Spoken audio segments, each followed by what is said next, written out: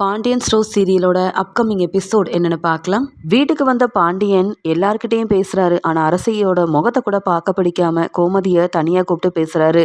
கோமதி, இதை இப்படியே விடக்கூடாது. அரசியோட வாழ்க்கை நமக்கு ரொம்ப முக்கியம். அதனால நாம 2 பேரும் ஒரு நல்ல முடிவா எடுக்கணும். சீக்கிரமாவே அரசிக்கு கல்யாணம் பண்ணி வைக்கலான்னு நான் முடிவெடுத்திருக்கேன். நீ என்ன சொல்றன்னு கேட்க, ஏங்க, இதுல நீங்க என்ன முடிவெடுக்கிறீங்களோ அதுதான் சரின்னு நானும் ஒத்துக்கிறேங்க. இனியும் இந்த அரசியை நம்பக்கூடாது. அவ இஷ்டத்துக்கே அவளை நம்ம படிக்க விட்டா மறுபடியும் பிரச்சனையில வந்து விட்டுருவா போல அப்படின்னு சொல்றாங்க. சரி, நான் இதை பத்தி ஒரு நல்ல முடிவா எடுக்கிறேன் அப்படின்னு சொல்லி இங்க எல்லார்கிட்டயும் பேச இங்க பாண்டியன் வந்து உட்காந்துருக்க. அரசியால இதை பார்த்துட்டு தாங்கிக்க முடியல. அப்பா என்னால் தான் வீட்டை விட்டு வெளியில போனாரு. இப்ப திரும்பி வந்தும் என்கிட்ட மட்டும் பேசாம இருக்காரே. அண்ணி, அப்பா கிட்ட சொல்லுங்க அண்ணி. அப்பா கிட்ட என்கிட்ட பேச சொல்லுங்க. நான் இனி இப்படிப்பட்ட தப்பை செய்யவே மாட்டேன்னு அப்பா கிட்ட சொல்லுங்க அண்ணி அப்படின்னு எல்லார்கிட்டயுமே அரசி கெஞ்சுறாங்க. வேற வழி இல்லாத அரசி பாண்டியன் கண் கலங்கி உட்காந்துருக்கிறத பார்த்துட்டு, அப்பா என்னை மன்னிச்சிடுங்க. நான் செஞ்சது சாதாரண தப்பே இல்லைன்னு எனக்கு நல்லா தெரியும். என்னால தானப்பா நீங்க வீட்டை விட்டே வெளியில போனீங்க. பெரிய ஒரு தப்பை செஞ்சுட்டேன். என்னை மன்னிச்சிடுங்க. சத்தியமா இனி இந்த மாதிரியான ஒரு வேலையை நான் செய்யவே மாட்டேன். அந்த குமார் எனக்கு வேண்டாம்ப்பா. குமாரை பார்க்கவும் மாட்டேன், பேசவும் மாட்டேன். குமார் சொன்னதெல்லாம் நம்பி நானும் ஏமாந்துட்டேன்ப்பா. மறுபடியும் அந்த குமார் வேணும்னு இப்படிப்பட்ட ஒரு முடிவெடுத்து தப்பை செய்யவே மாட்டேன்ப்பா அப்படின்னு இங்கே வந்து பாண்டியன் கிட்ட பேசுறது மட்டும் இல்லாமல் ரொம்பவே அழுகிறாங்க அரசி. ஆனால் அரசி பேசுகிறத நம்பவும் முடியாமல் அரசியால் அந்த சக்திவேல் குமார்கிட்ட மறுபடியும் அவமானப்பட்டு தலை குனிஞ்சு நிற்க வேண்டிய ஒரு நிலைமை வந்துருச்சுன்னா காரணம் அரசி தானே அப்படின்னு தலை குனிஞ்சிட்டு பதில் பேசாமல் அமைதியாக போயிடுறாரு பாண்டியன். கோமதி உடனே கண் கலங்கி நிற்கிறத பார்த்துட்டு அரசி சொல்கிறாங்க, அப்பா தான் என்கிட்ட பேச மாட்டேங்கிறாங்க. நீங்களுமாம்மா என்கிட்ட பேச மாட்டீங்க. எப்பயுமே என்னை திட்டிக்கிட்டே இருக்கிறீங்களேம்மா, என்னை மன்னிச்சிருங்கம்மான்னு சொல்ல, நீ என்ன மன்னிக்கிற மாதிரி சாதாரண தப்பாக செஞ்சுருக்க? உடனே உன்னை மன்னிச்சு நீ எப்பயும் போல் காலேஜுக்கு போன உன்னை அனுப்பி வைக்கிறதுக்கு, உன்னை நல்லா படிக்க வச்சு பெரிய வேலைக்கெல்லாம் அனுப்பி வசதியான குடும்பத்தில் உன்னை வந்து மருமகளாக்கி பார்க்கணுன்னு உங்கள் அப்பா ஆசைப்பட்டது எல்லாத்தையும் ஒன்றும் இல்லாமல் செஞ்சுட்டு இப்போ வந்து அழுதுகிட்டே நின்னா உங்கள் அப்பா உடனே உன்னை மன்னிச்சிருவாரா? நீ செஞ்சதை என்னைக்கும் என்னாலேயே மன்னிக்க முடியாது. அப்படி இருக்கும்போது உங்கள் அப்பாவால் எப்படி மறந்து மன்னிக்க முடியும்? போய் ஓரமா நில்லு. மறுபடியும் என் முன்னாடியெல்லாம் வந்து பேசாத அரசி அப்படின்னு சொல்லிட்டு போயிடுறாங்க கோமதி. அரசி எல்லார்கிட்டேயுமே மன்னிப்பு கேட்டோம். யாருமே வீட்டில் உள்ளவங்க இங்கே அரசிக்கிட்ட பேசாததுனால சுகன்யா நினைக்கிறாங்க இதுதான் சரியான சமயம். இந்த பாண்டியனும் கோமதியும் தனியாக போய் அரசியை பேசிக்கிறத பார்த்தா அவங்க ஏதோ பெரிய திட்டம் போடுற மாதிரிலாம் இருக்கு. அரசி செஞ்ச இந்த வேலைக்கு கண்டிப்பாக அரசியை காலேஜுக்கு போய் படிக்க வேண்டான்னு தான் சொல்ல போகிறாங்க. அது மட்டும் இல்லாமல் கல்யாண ஏற்பாடெல்லாம் செஞ்சுருவாங்க போலயே. அதனால தான் இப்படி பாண்டியனும் கோமதியும் தனியாக போய் பேசிக்கிறாங்களோ. என்ன நடந்தாலும் சரி, இதை கண்டிப்பாக குமாருக்கிட்டேயும் சக்திவேல்கிட்டையும் சொல்லணும். சொன்னது மட்டும் இல்லாமல் அவங்களுக்கு தான் நம்ம எப்பயுமே உதவி செஞ்சு குமாரசியை கல்யாணம் பண்ணி வச்சே ஆகணும். அப்போ தான் இந்த பாண்டியன் வீட்டில் உள்ள எல்லாரும் அவமானப்பட்டு தலை குனிஞ்சு நிற்பாங்க. நானும் நிம்மதியாக அந்த முத்துவேல் வீட்டில் போய் சொத்தெல்லாம் அனுபவிக்க முடியும். இந்த வீட்டில் இருந்தால் எனக்கு சொத்தும் பணமும் கிடைக்காது. இந்த பழனியை கல்யாணம் பண்ணிக்கிட்டு வந்து இந்த வீட்டில் இருக்க எனக்கு கொஞ்சம் கூட பிடிக்கவே இல்லை. இந்த வீட்டில் பிரச்சனை வந்தால் பழனியவும் கூட்டிட்டு அவங்க அண்ணன் முத்துவேல் வீட்டுக்கே நிரந்தரமாக போயிடலாம் அப்படின்ற மாதிரி யோசனை பண்ணிட்டு இருக்காங்க சுகன்யா. இங்கே குமார் சக்திவேல் கிட்ட சொல்கிறாங்க, என்னப்பா இது, சாப்பிடக்கூட விடாமல் அம்மா ஒரு பக்கம் திட்டுறாங்க. பெரியப்பா என்னடானா நீ செய்கிறது பெரிய தப்புன்னு என்னையே எல்லாரும் கேள்வி கேட்குறாங்க. நீங்கள் சொல்லி தானப்பா அந்த அரசியை நான் வந்து விரும்ப ஆரம்பித்தேன். இப்போ பிரச்சனைன்னு வந்த உடனே பாருங்கள் எல்லாரும் என்னை திட்டி அவமானப்படுத்துகிறாங்க. எனக்கெல்லாம் முன்னாடி கல்யாணம் ஆயிருந்தா நான் எதுக்கு இந்த அரசியை பார்க்கணும், இப்படி விரும்புகிறேன்னு போய் சொல்லி ஏமாற்றணும். இப்போ என்னப்பா செய்கிறது அப்படின்னு கேட்க அதுக்குடனே சக்திவேலும், நீ கவலைப்படாத குமார், எவ்வளோ பெரிய பிரச்சனை வந்தாலும் நான் உனக்கு தான் சப்போர்ட் பண்ணுவேன். என் அண்ணன் பேசுனதை கவனிச்சியா?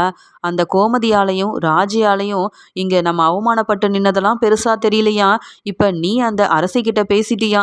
அதுவும் அந்த பாண்டியன் வீட்டில் ஒன்னால பிரச்சனை வந்துருச்சா? அதனால இவர் அவமானப்பட்டு நிற்கிறாராம்.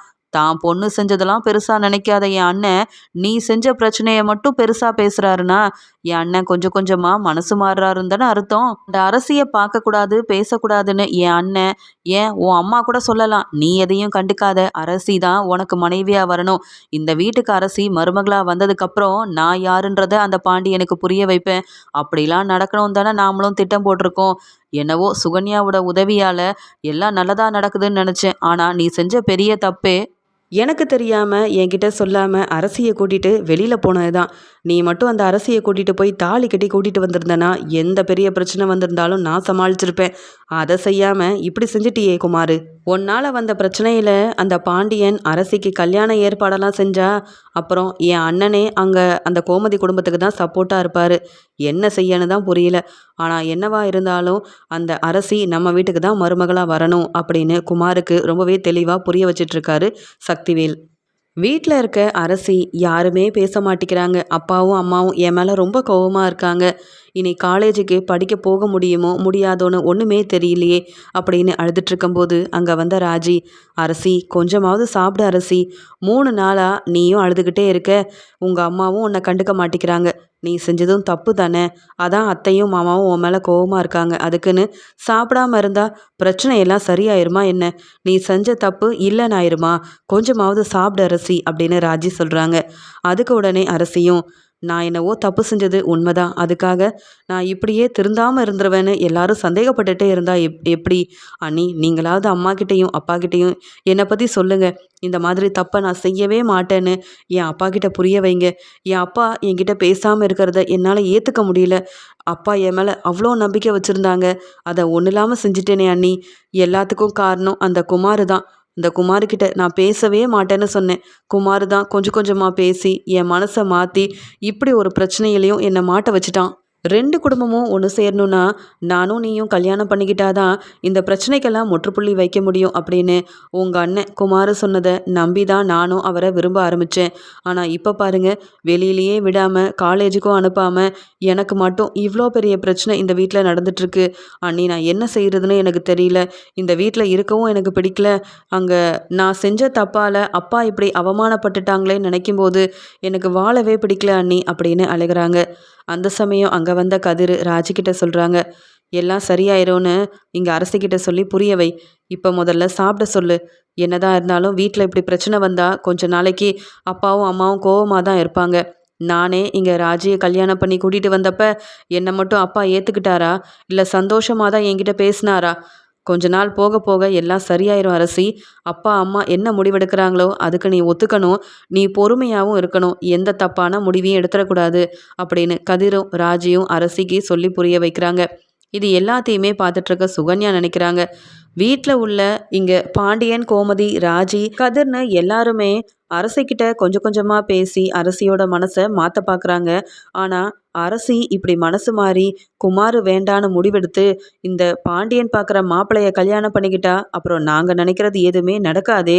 பெருசாக திட்டம் போட்டது எல்லாம் ஒன்றும் இல்லாமல் போயிருமே. அரசிக்கிட்ட பேசுறதுக்கு முன்னாடி இங்கே நடக்கிற எல்லாத்தையும் இங்கே கண்டிப்பாக குமார்கிட்ட சொல்லியே ஆகணும்.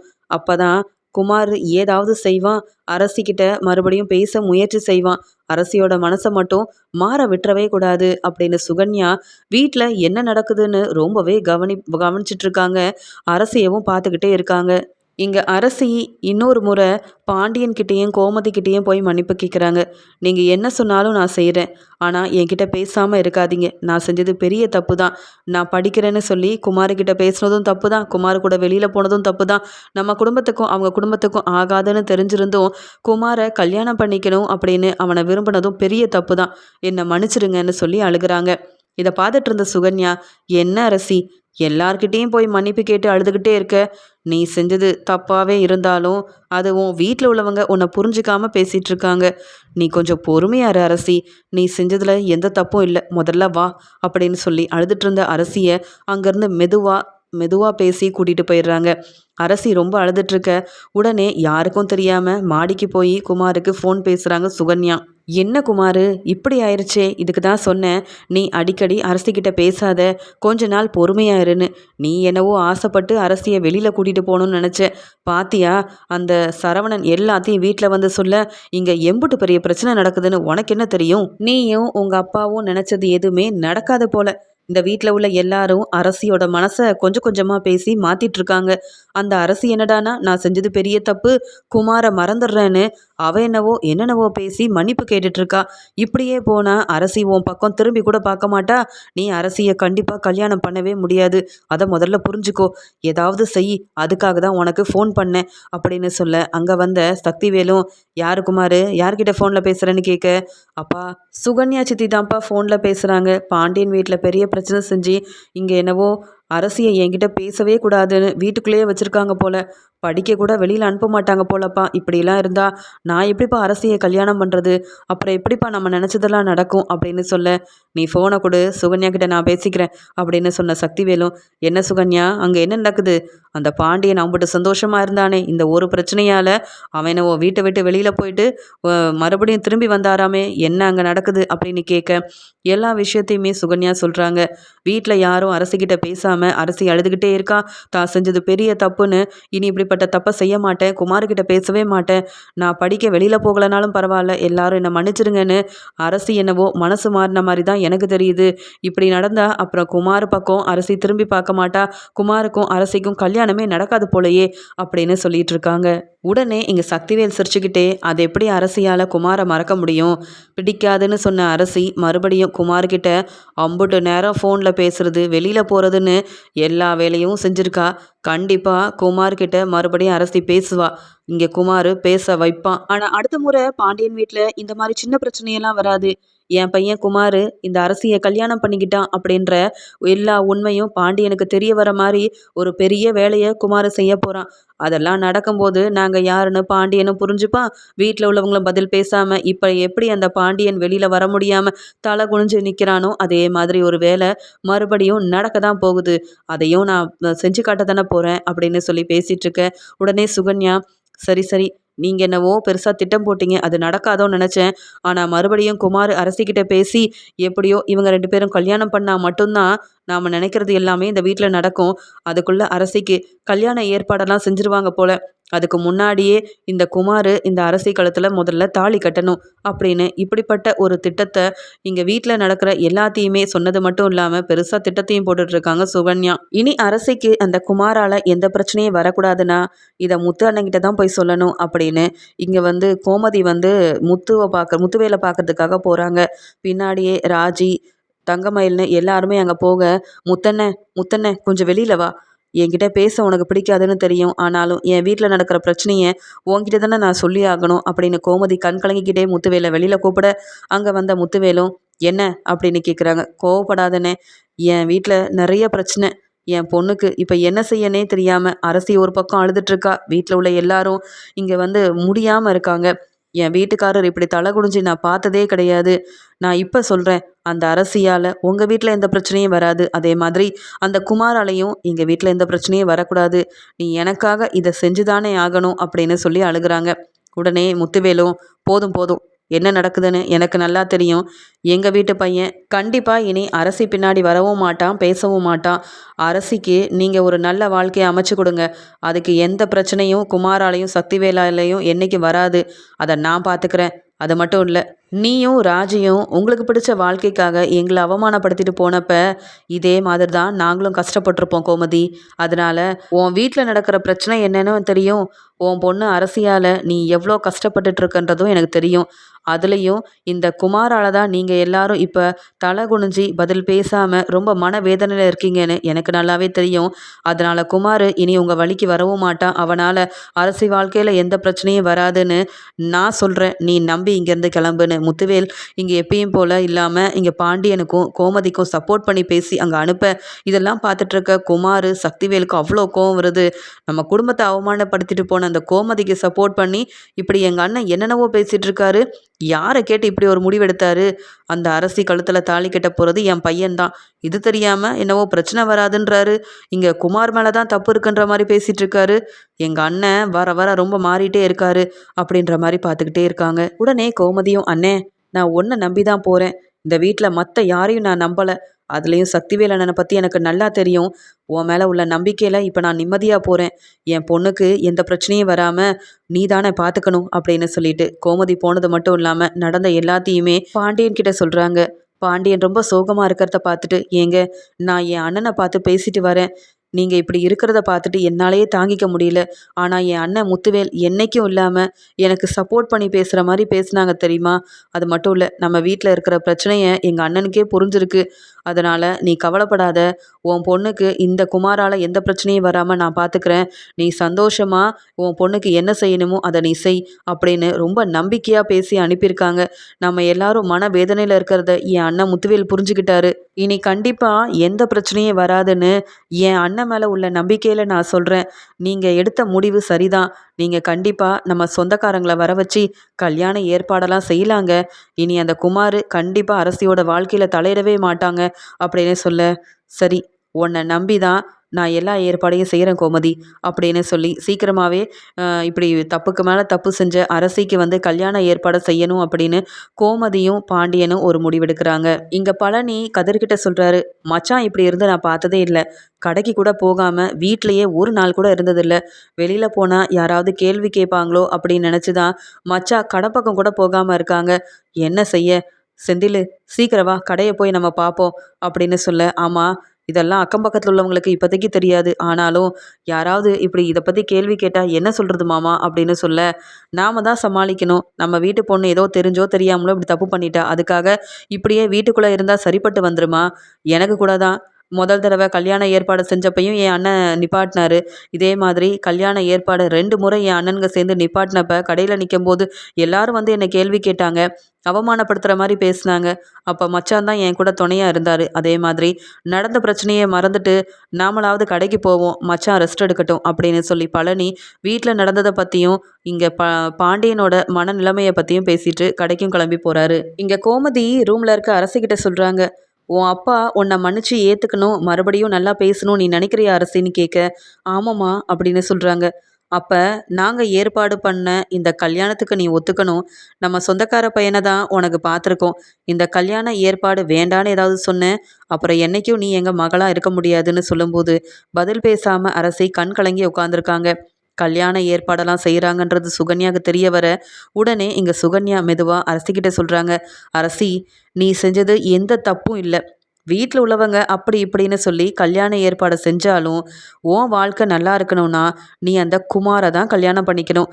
உன் அம்மா அப்பா இப்போ பதட்டத்தில் எடுக்கிற முடிவில் நீ உன் வாழ்க்கையை விட்டுட்டு அவமானப்பட்டு நிற்கக்கூடாது. உன் மேலே இருக்க கோவத்தில் அவங்க ஏதோ ஒரு பையனை உனக்கு கல்யாணம் பண்ணி வச்சுட்டாங்கன்னா அப்புறம் நீ சந்தோஷமாக வாழ முடியாது.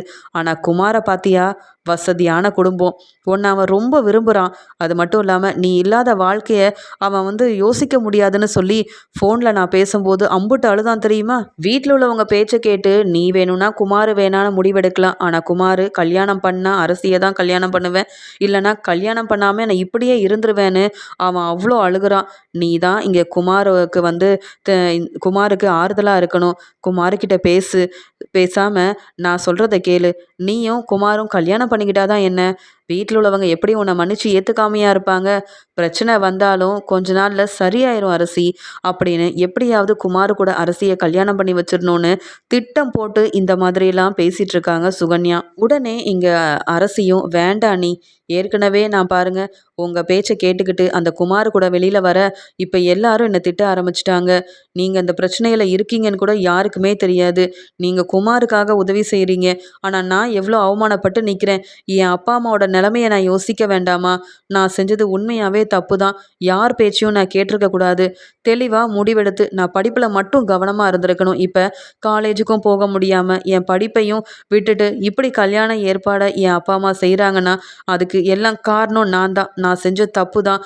இனி குமாரை பற்றி என்கிட்ட பேசாதீங்க, நான் குமாரை மறந்துட்டேன் அப்படின்னு பேசிட்டு இருக்கும்போது அந்த பக்கமாக வந்த பாண்டியன் இது எல்லாத்தையுமே கேட்டுடுறாரு. அரசி பேசினதும் பாண்டியன் கேட்டுடுறாரு. இங்கே அரசியோட மனசை மாற்ற சுகன்யா பேசின எல்லாத்தையுமே பாண்டியன் கேட்டு பேரதிர்ச்சி அடைகிறாரு. பாண்டியன் அங்கே நிற்கிறத பார்த்துட்டு அந்த பக்கமாக வந்த கோமதி, என்னங்க என்னாச்சு அப்படின்னு கேட்கும்போது அங்கே அரசியும் சுகன்யாவும் பேசிகிட்டு இருக்கிறத கோமதி கிட்ட காமிக்கிறாரு. உடனே இங்கே சுகன்யா சொல்கிறாங்க, அரசி நான் சொல்கிறத நம்பு. உனக்கு ஒரு நல்ல வாழ்க்கை கிடைக்கணும்னா உன் அம்மா அப்பா பேச்சை கேட்காத குமாரை நீ கல்யாணம் பண்ணிக்கணும். உனக்கு நான் உதவி செய்ய தயாராக இருக்கேன். குமார் உனக்கு ஒரு நல்ல வாழ்க்கையை கொடுப்பான். நீ சந்தோஷமாக இருக்கலாம். குமாரை மறந்துட்டு வேற யாரையோ கல்யாணம் பண்ணி நீ கஷ்டப்படுறத விட நீ விரும்பின குமாரையே கல்யாணம் பண்ணிக்கலாம் அப்படின்னு சொல்ல, வேண்டவே வேண்டாம் அத்தை. உங்கள் பேச்சை கேட்டு இங்கே வீட்டில் உள்ள எல்லாரையும் நான் ரொம்ப அழ வச்சிட்டேன். நான் குமார் கூட வெளியில் போனது பெரிய தப்பு. நான் இப்படி செஞ்சால் குமாரை கல்யாணம் பண்ணிக்கிட்டா மறுபடியும் என் அப்பா அம்மா அவமானப்பட்டு நிற்பாங்க. நான் இப்படி என்னைக்கும் செய்யவே மாட்டேன்னு பேசிகிட்டு இருக்கும்போதே இதை கேட்டுட்டு கோமதியால் தாங்க முடியாமல் நிற்க கோவமா இருந்த பாண்டியன் அங்க ரூமுக்குள்ள போய் சுகன்யா அப்படின்னு கூப்பிடுறாரு. அந்த சமயம் பாண்டியனை எதிர்பார்க்காத சுகன்யாவும் என்னது இது, பேசிட்டு இருந்த எல்லாத்தையும் கேட்டுட்டாங்களா அப்படின்னு பேரதிர்ச்சியா பார்க்க அங்க வந்த கோமதி சுகன்யாவை பலார் பலார்னு வெளுத்து வாங்குறாங்க. என் பொண்ணோட வாழ்க்கைய ஒண்ணு இல்லாம செய்யதான் பழனிய கல்யாணம் பண்ணிக்கிட்டு ரொம்ப நல்லவ மாதிரி இந்த வீட்டுக்குள்ள வந்தியா, இப்படி என் பொண்ணோட மனசை மாத்திரதா சொல்லி அந்த குமாருக்கு சப்போர்ட் பண்ணி பெருசா திட்டம்லாம் போட்டுட்டு தான் இந்த வீட்டுக்குள்ள வந்திருக்கேன்னு நல்லாவே தெரியுது. ஆனா அரசி பேசுனதையும் நான் கேட்டேன். அப்ப அரசி குமாரு கூட வெளியில போகும்போது நீயும் கூட போயிருக்க. இவ்வளோ தூரம் அரசி பிரச்சனை வந்திருக்குன்னா அரசிக்கு துணையா இருந்ததே நீதான். தப்பான விஷயத்த சொல்லி கொடுத்து என் பொண்ணோட வாழ்க்கையவே ஒன்றும் இல்லாமல் செய்ய பார்த்துட்டியே, உன்னெல்லாம் நம்பினது பெரிய தப்பு அப்படின்னு ஒரு பக்கம் கோமதி ரொம்பவே அழுகுறாங்க. இங்கே பாண்டியனால் தாங்க முடியல. உனக்கெல்லாம் அசிங்கமா இல்லை? அதான் அரசி மனசு மாறிட்டேன், இனி அந்த குமார பக்கமே போகமாட்டேன்னு சொன்னா நீ என்னவோ குமாரை தான் அரசி கல்யாணம் பண்ணணும்னு இப்படியெல்லாம் பேசிட்டு இருக்க. அப்போ ஒன்னால தான் அரசி குமார்கிட்ட பேசியிருக்கா. அப்போ ஒன்னால தான் இவ்வளோ பெரிய பிரச்சனை வந்திருக்கு. ஒன்னால தான் என் குடும்பமே அவமானப்பட்டு நின்றுருக்கும் அப்படின்னு பேசிட்டே இருந்த பாண்டியன் இருந்த கோவத்தில் சுகன்யாவை அரசி முன்னாடியே பலார்னு வெளுத்து வாங்குறாரு. நீ எல்லாம் ஒரு ஆளுன்னு உன்னை இந்த வீட்டுக்கு மருமகளா அந்த முத்துவேலும் சக்திவேலும் என்னைக்கு அனுப்பி வச்சாங்களோ அன்னைக்கே நான் யோசிச்சிருக்கணும். பழனிக்காக மட்டும்தான் பொறுமையாக இருந்தேன். என் பொண்ணோட வாழ்க்கையில் ஒன்னால தான் பிரச்சனை வருதுன்னு தெரிஞ்சிருந்தோம். இனி நீ இந்த வீட்டில் இருந்தால் சரியே கிடையாது, மரியாதையா வெளியில போ அப்படின்னு சொல்லி பேச வீட்டில் உள்ள எல்லாருமே அங்கே வந்து என்ன ஏதுன்னு பார்க்குறாங்க. உடனே கோமதி அழுதுகிட்டே நடந்த எல்லாத்தையுமே சொல்ல வீட்டில் உள்ள மீனா சொல்கிறாங்க, என்னது இவங்க இப்படிலாம் செஞ்சுருக்காங்களா, அப்போவே நினச்சேன். யாருக்கும் தெரியாம அரசிக்கிட்ட தனியா போய் பேசும்போதே எனக்கு இந்த சுகன்யா மேல சந்தேகம் வந்தது. இப்ப உண்மை என்னன்னு தெரிஞ்சுக்கிட்டீங்களா? அரசி மேல தப்பு இருந்தாலும் அந்த தப்பை செய்ய சொன்னது இந்த சுகன்யா தானே. இப்படி ஒரு ஆளை போய் பழனி சித்தப்பாக்கு கல்யாணம் பண்ணி வச்சிருக்கோமே அப்படின்னு சொல்லி மீனா ரொம்ப கோவமா பேசுறாங்க. சுகன்யா எல்லாரும் திட்ட ஆரம்பிச்ச உடனே தலை குனிஞ்சு நிற்கிறாங்க. பாண்டியன் சொல்றாரு, அந்த குமாருக்கும் சக்திவேலுக்கும் சப்போர்ட் பண்ணி இந்த சுகன்யா பெருசா திட்டம் போட்டு இந்த அரசி மனசை மாத்தி குமாருக்கும் அரசிக்கும் கல்யாணம் பண்ணி வைக்கணுன்றது தான் இந்த சுகன்யாவோட எண்ணமே. இவளெல்லாம் நம்பிட்டு இருந்தது நம்ம தப்பு தான். இவளை மரியாதையாக வெளியில் போக சொல்லு. இல்லை இவ செஞ்ச இந்த வேலைக்கு இவளை நான் சும்மா விட மாட்டேன். போனா போது பழனியோட மனைவியாச்சேன்னு தான் பொறுமையாக இருக்கேன் கோமதி. இனி இந்த சுகன்யா இந்த வீட்டில் இருந்தா அவ்வளவுதான். நம்ம பொண்ணோட வாழ்க்கை தான் நமக்கு முக்கியம். இப்படிப்பட்ட சுகன்யா இந்த வீட்டில் இருக்கவே கூடாது அப்படின்னு சொல்ல கோமதியும் சுகன்யாவோட கையை பிடிச்சி வெளியில் கூட்டிகிட்டு போய் யாருக்கு சப்போர்ட் பண்ணியோ அந்த வீட்லேயே போயிரு.